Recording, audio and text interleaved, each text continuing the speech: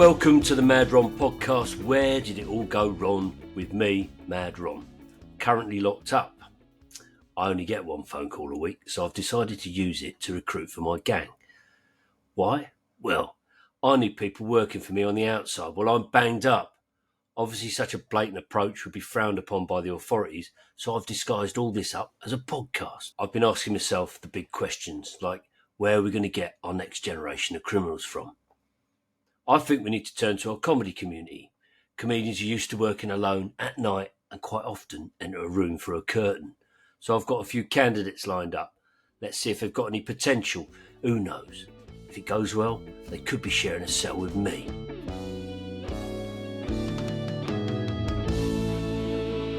Today's guest is Jon Pearson. Jon is probably best known for his comparing skills, winning Best Midland MC in 2022-2023 and Best Leicester Comedy Festival Improv Show in 2022. He also has an accomplished club set, having supported Lucy Porter, Darren Herriot and Milton Jones on tour. Jon was born and bred in Melton Mowbray and has been successfully divorced twice. Hello, Jon. Oh, yeah, you're right. That's a great intro. That's one of the best intros I've ever had. Okay, so you're from Melton Mowbray, wherever that is. Is there anything on public display that's worth nicking?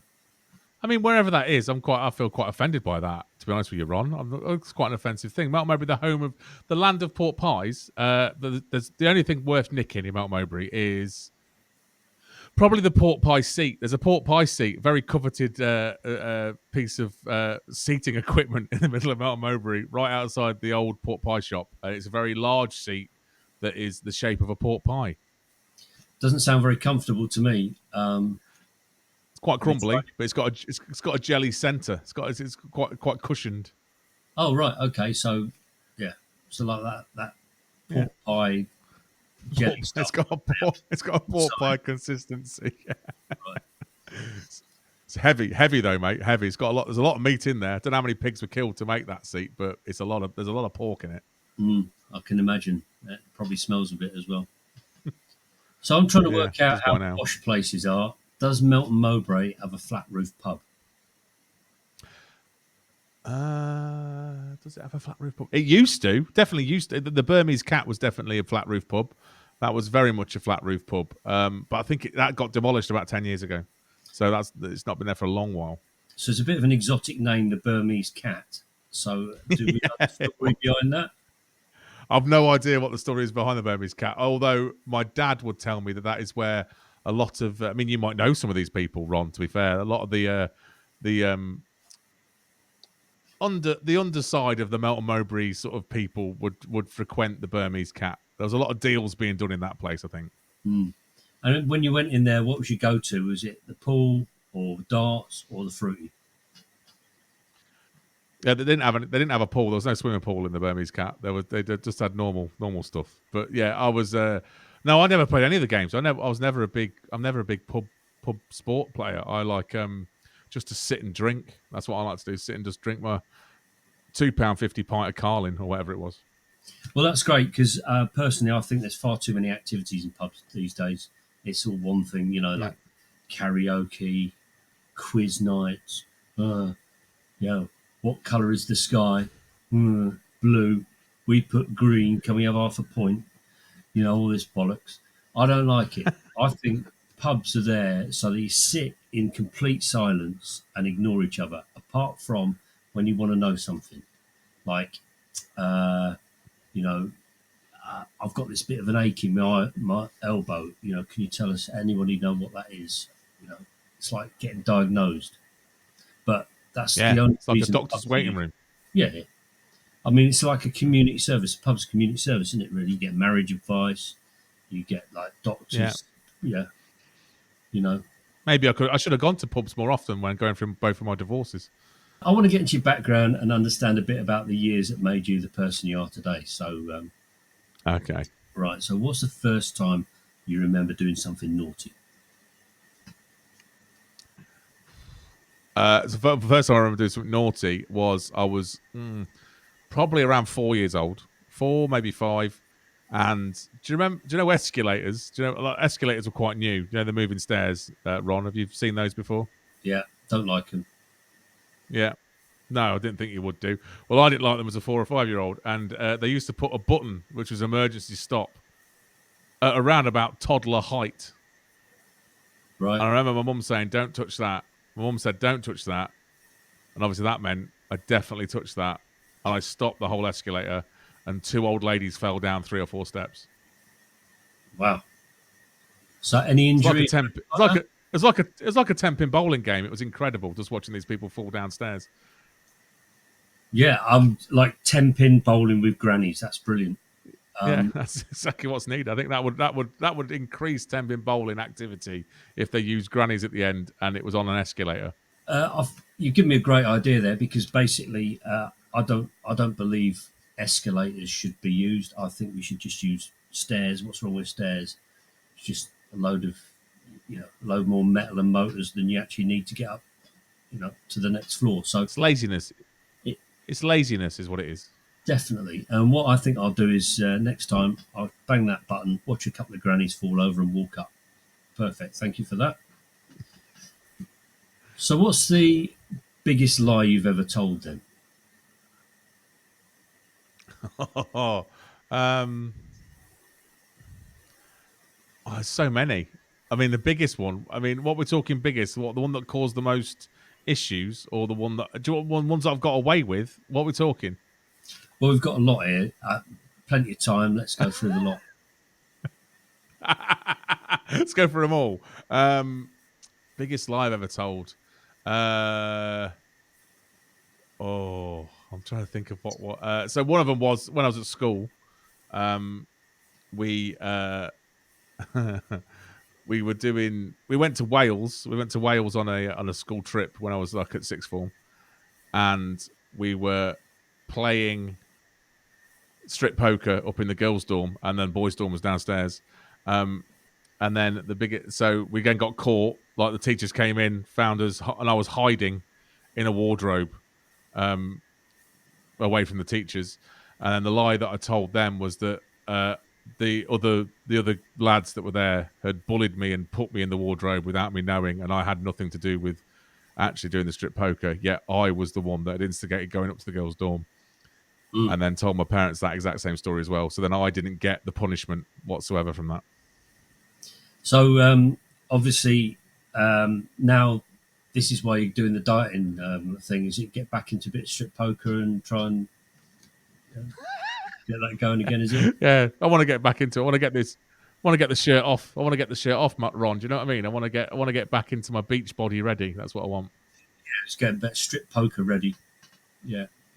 Yeah, strip poker. I need to get back to I won't say I need to get back to those girls' dorms in Wales because that sounds harsh. Yeah, well, I mean, our school trips weren't anything like as elaborate as that. We just went to see Uxbridge's first roundabout being built. That was it. But, exciting trip. That sounds an exciting trip. well, yeah, then off to the gift shop afterwards. I say gift shop. Oh yeah, what like W.H. Smith to fill her pockets full of sweets, but yeah, it's fine. Okay, I was going to say, what was in the gift shop? I'd like to know what keyring you got. You said you had loads. What's the others? Once when I was at school, this was the earliest one I can ever remember. Once when I was at school, there'd been, I think the teacher had done some like preparation, like some play-doh type stuff. She'd made like some little stuff, and I got into the classroom during break time, and I squashed all this plasticine down into like little things. And then when we came back in, she was like, after break, she was like, well, we were going to do something really exciting, but somebody has done this to all this, and then showed the whole class what they'd done and was like, but I need to know who it was. And I just kept completely silent until today. That was me. I didn't tell anyone that I'd done that. Well, you're not exactly going to get detention now, are you? Well, it'd be difficult. So, I don't think the teachers are still working. So what's the naughtiest thing you've ever done then? We talked about earlier about filling your pockets W.H. Smith. When Woolworths? Do you remember when Woolworths was the thing? Yeah. Woolworths. I used to nick a lot of pick and mix, very much pick and mix based stealing from Woolworths. But not even. I'd always go for the sweets wrapped in foil, not the ones that were like just on their own. I'd always go for one because they're more expensive. But they also make more noise. So I think that was probably one. Yeah, it makes more noise, but it's more dangerous, isn't it? But I remember I did that when I was probably about 11 with my mum and dad there. So my mum and dad didn't know. So my mum and dad were with me in the shop, and then I shoplifted some pick and mix. Did you ever get And I caught for think that? that's probably well, I did when we got home, obviously, and my mum realised that I had a pocket full of chocolate eclairs and she hadn't bought them. And how had I got them? Because I hadn't got money to buy them with. So how had I got? So I had to admit that I'd stolen the chocolate eclairs while she was in the present. So I made her an accomplice at the same time. So did you get to eat those, or did she take them off you? No, they got taken off me. They got taken off me, Ron. That's the most disappointing thing about that story. I didn't even get to enjoy my spoils from what I did. So, in effect, what she's done is take that away. So you've had to steal twice to get the same amount of sweets. So yeah, exactly. I had to go back on my own. I had to go back on my own a bit later on. She's creating a bigger criminal than she possibly thought. Wow. She created one of the biggest criminals, I think, just in general. Just by having me, she created quite a big criminal. Right, so we've got to take a short break now to hear from some of our sponsors. So we'll be back right after this break. Having relationship problems? Maybe you have a medical condition that needs diagnosing, but the wait to see a doctor is excessive. Need to find out who's died but can't be bothered to buy a newspaper? Maybe you don't know what to think about the latest football results. Come down to the pub and speak to our selection of barstool experts. Lenny says, I was suffering from headaches and depression because West Ham had lost. Then the wife was nagging me to help clear her dad's house out. I didn't even realise he'd died. So after a particularly animated row, I went down to the pub and spoke to the barstool experts. The very next week, the wife had left me, West Ham beat Cheshire United, and my headaches are gone.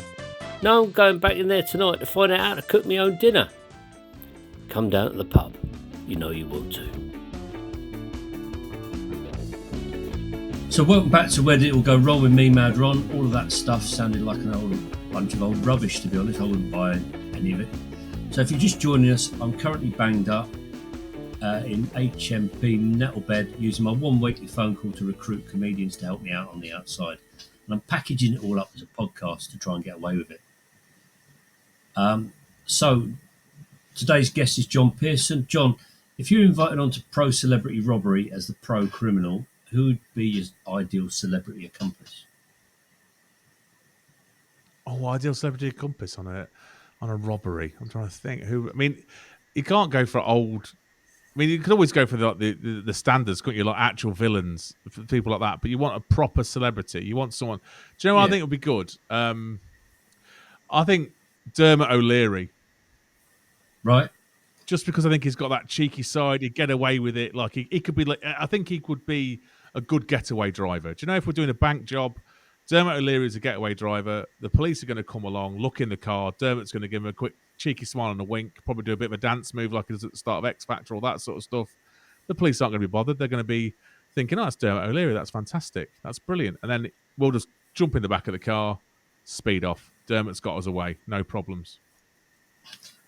But then there are more well-known drivers in the celebrity spheres, like Rowan Atkins is a good driver, apparently. You don't want Mr. You don't want Mr. Bean. You don't want Mr. Bean driving you away from a bank job. Is in a Mini. Have you seen the size of his car? We're not getting anything in that. They're not doing that. Dermot O'Leary, I think, has got a better car than Mr. Bean. Well, fair dues, but maybe they wouldn't think Mr. Bean would be capable of doing a burglary, and they just let you go anyway. But anyway, it's your call. He'd be the silent partner anyway. So which celebrity would you most like to burgle? Oh, that's a good question. I think probably Freddie Starr. Right. And what would you see take? if he's got any half-eaten hamsters? I'd take his hamster stuff away. Right. So just because I want to know it's nice for you to keep this topical. So in about 1986, he bit a hamster in half. It's a question I've always wanted to know the answer to. And that stayed with you, has it? It's a question I've always... Ron, honestly, the reason for any crime spree that I would do would be to expose the the myths and the legends of celebrities around the country. So Freddie Starr at my hamster. I want to go around there, see if there's any hamster. Basically, I'm merely a criminal doing the work of the police to find out whether these things are right or wrong. I'm the So have you ever, I'm the Sam Beckett. I'm the Sam Beckett from Quantum Leap of the criminal world. right? So if I was to create a new rule or law, I'd say there shouldn't be any square toilet seats.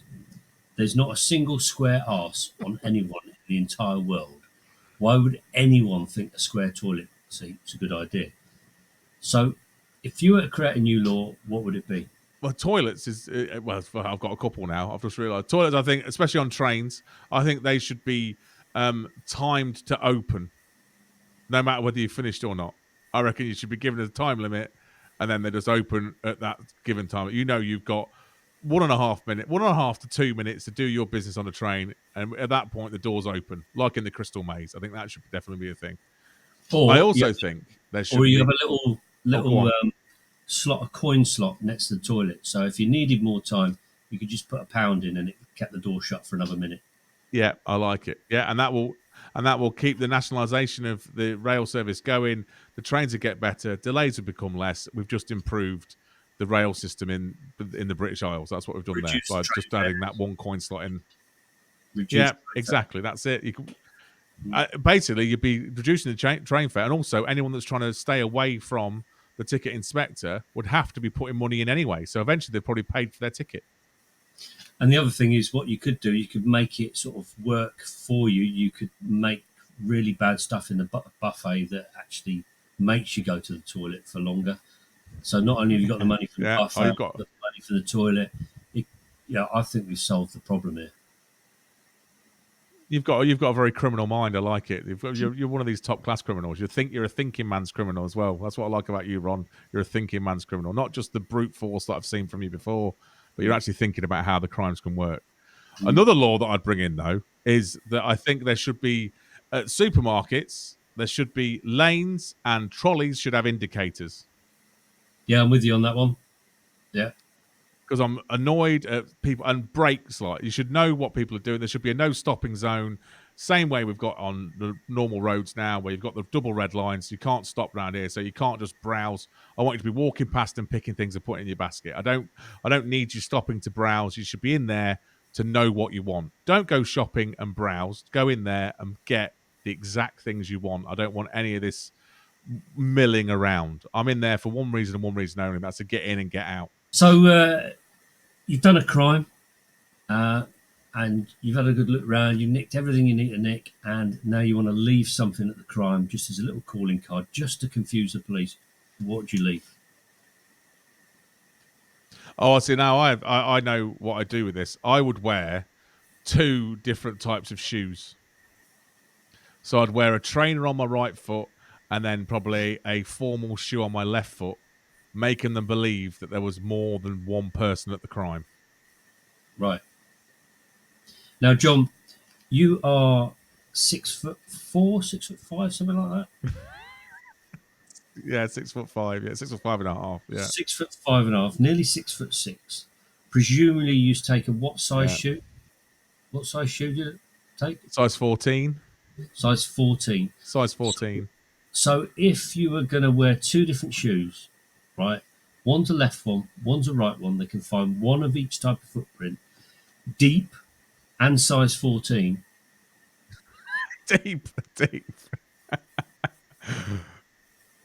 Well, maybe okay. You made me think here, Ron. That's what you've done. You made me think here. So what I would do is I would wear a size 12 on my left foot and a size 14 on my right foot. I reckon I could squeeze into a 12 for the time it would take me to do a crime. And now we're really confusing the police. And now they're looking for somebody with a limp. Well, yeah. Now they're looking for 2 men that have both. One's got a right foot and one's got a left foot that are tied together.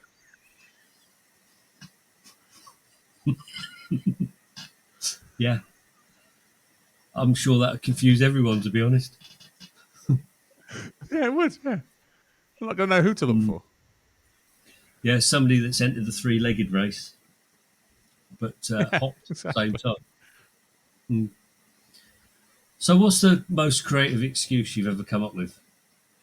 I've not really got any creative excuse. I don't really get. I sort of just kind of admit to it straight away if I get caught. I don't really excuse myself. If I'm caught, I hold my hands up and just go, yeah, do you know what? This is it. You've got me.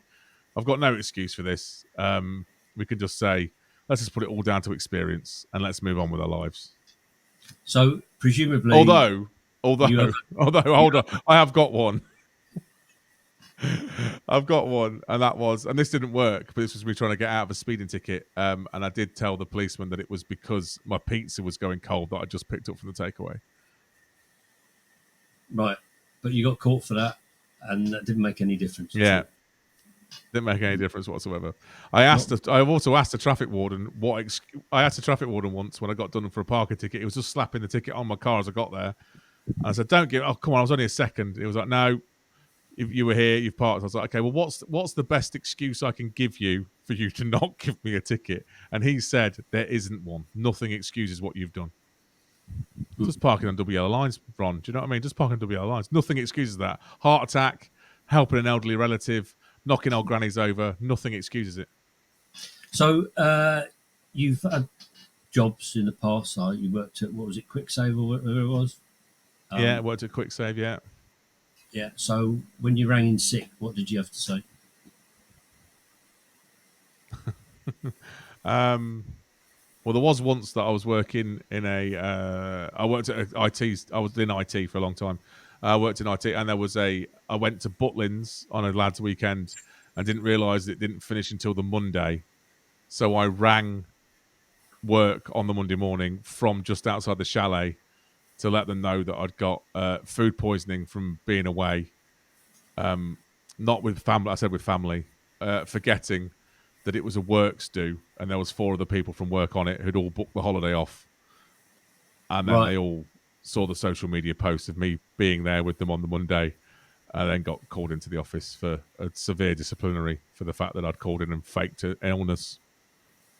So I can now understand why you don't really have an excuse, or the creative excuse, because you never got away with them. I'm not good at it. No, never got away with anything. I just admit it. That's what I say. Fair play. Yeah, if you aren't good at it, just avoid it. That's what I'd do. Yeah. So, so if you're gonna go out and do another crime, what's it going to be, and where's it going to take place?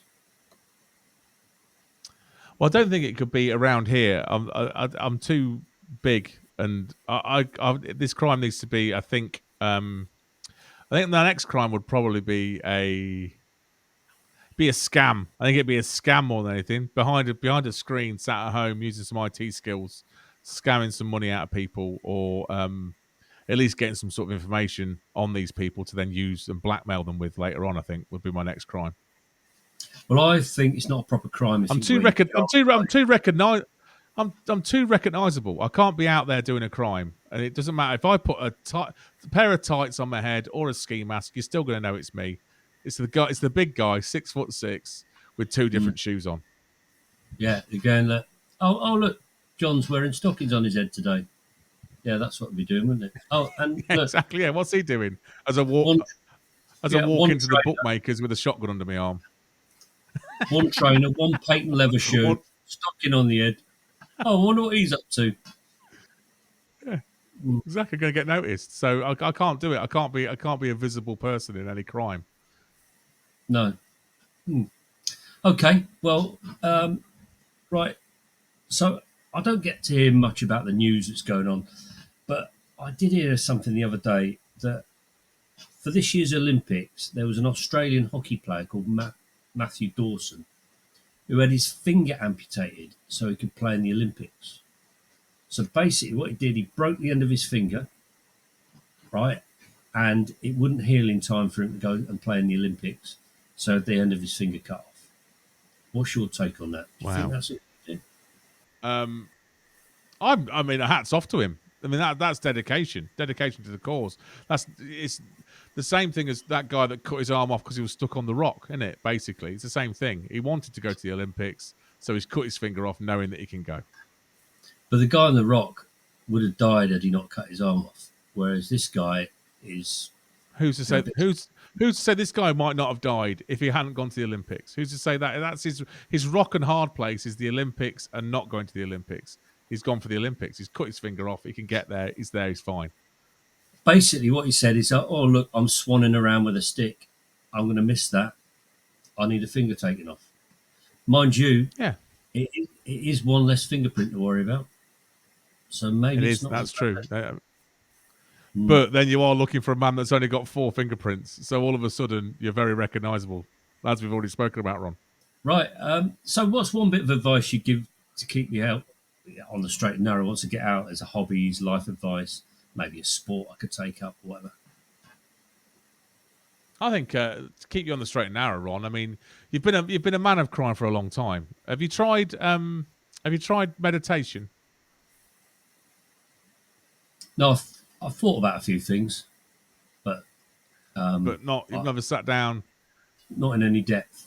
had a nice, no, not in depth, just thought about it. I think meditation might be a way forward. I could see you becoming a Zen person. Maybe get yourself a Zen garden. Maybe get a bonsai tree.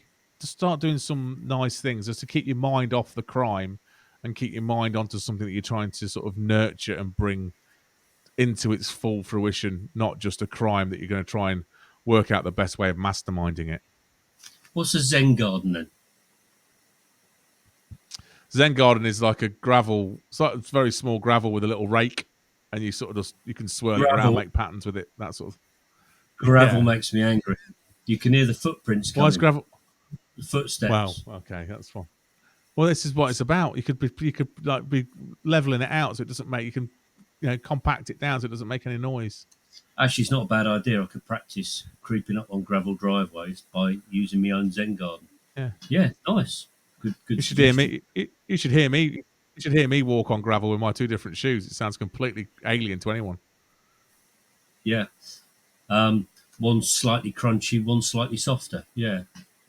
Yeah, exactly. That's it. Good. Well, thanks very much, John. This has been a very interesting chat. So I'll get back to you if you've made it into the gang, and I'll send you a sign. So perfect. Thank you. Keep your eye out for a slice missing from the Melton Mowbray pork pie seat.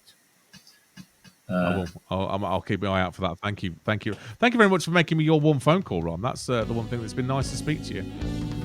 Thank you, John. I couldn't think of anyone better. Are you thinking about doing a burglary and need to put the police off the scent?